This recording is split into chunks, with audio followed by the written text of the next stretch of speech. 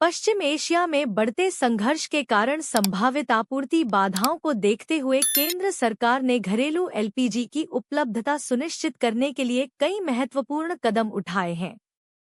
सरकार ने तेल रिफाइनरियों को एलपीजी उत्पादन बढ़ाने के निर्देश दिए हैं ताकि देश में रसोई गैस की कमी न हो और आम जनता को किसी संकट का सामना न करना पड़े।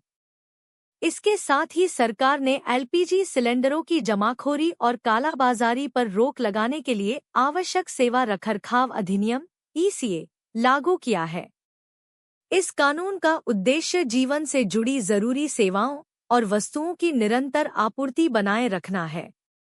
इसके तहत सरकार आवश्यक वस्तुओं के उत्पादन, वितरण और आपूर्ति को नियंत्रित कर सकती है।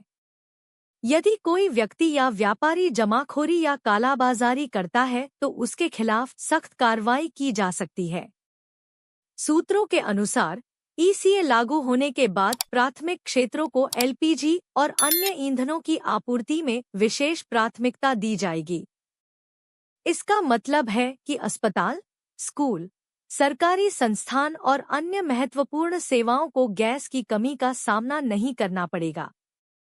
सरकार का कहना है कि पिछले कुछ महीनों में एलपीजी सिलेंडरों की जमाखोरी और कालाबाजारी की घटनाओं में वृद्धि देखी गई थी। ऐसे में इस कानून का लागू होना स्थिति को नियंत्रित करने और आम जनता को राहत देने के लिए अहम कदम माना जा रहा है। सरकार ने यह फैसला इसलिए भी लिया है क्योंकि भारत की एलपीजी जरूरतों का बड़ा हिस्सा आयात पर निर्भर है। वित्त वर्ष 2024 से 25 में देश की कुल एलपीजी खपत लगभग 3.13 करोड़ टन रही, जबकि घरेलू उत्पादन केवल 1.28 करोड़ टन था। शेष गैस की आपूर्ति आयात के जरिए पूरी की जाती है।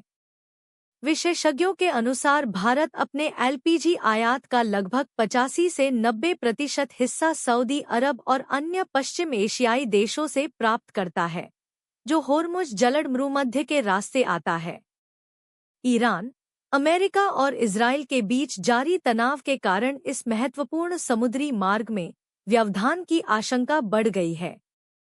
इसका असर भारत में भी दिखने लगा है, जहां कई शहरों में कमर्शियल एलपीजी सिलेंडरों की कमी की खबरें सामने आई हैं।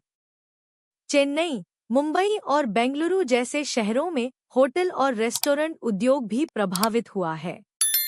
ऐसे में सरकार के ये कदम संभावित गैस संकट से निपटने की दिशा में महत्वपूर्ण